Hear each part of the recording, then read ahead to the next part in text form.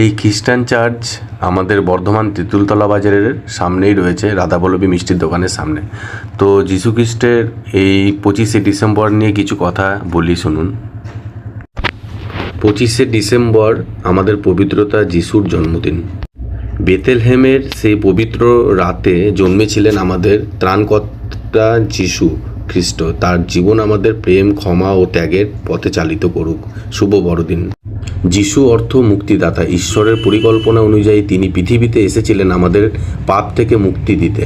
তার জীবন ও শিক্ষা আমাদের প্রথম দর্শক।